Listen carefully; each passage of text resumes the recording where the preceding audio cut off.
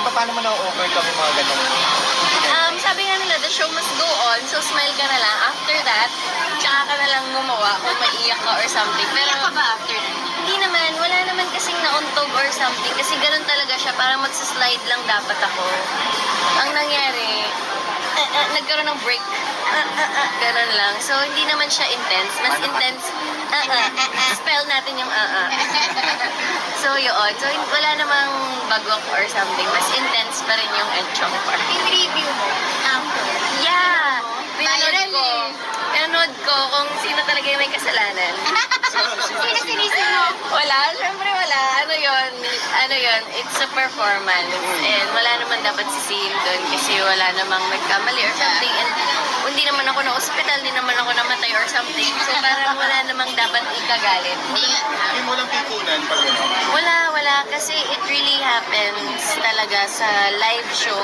Hindi mo talaga maiwasan. Minsan nga may nahulog sa stage. Minsan, yung sa akin naman, kita niyo pa rin naman ako, di ba? After, nakasmile ka pa naman. Tumayo pa rin naman ako. So, bawi naman. So, okay lang.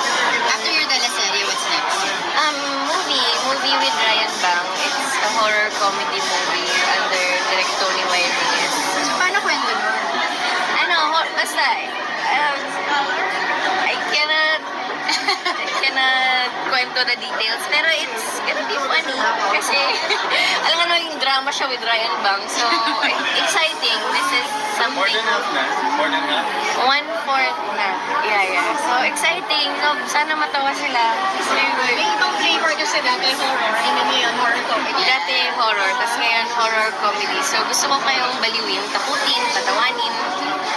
Baliwin. Paano kayo ni Sian? Ano na mga, syempre meron na siyang new management. So projects, Ano ba? may chance pa for you guys to work again? Yeah. Together? Wala siya. Nag-walk out! Yan ang headline. Grabe po siya. Yun. Ano naman, with me and Sian, we're open naman to work together pa rin naman kasi ABS ko rin naman siya. And if there's offer, why not? Kasi nandyan pa rin naman yung mga supporters namin. Hindi ibig sabihin Perkit lumipat na siya ng bako dahil nakibag. Hindi naman siya bakod, ano lang naman, management. So, pinanood mo ba yung Fin Island or hindi na talaga to? Pinanood namin. Ano reaction? Kaya mo? An adult. Ayan nga, ano Mature. Oo. Siyempre, as an actor. Tanggap ko na pwede na siyang ganung role sa yung gagawin niya without you feeling medyo, oh my God. Iba naman yung acting sa personal life.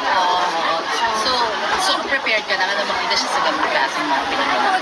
Kung ano yung gusto niyang gawin niya. Siyempre, he's an actor and lahat naman tayo gusto mag-grow sa kung nasaan tayo.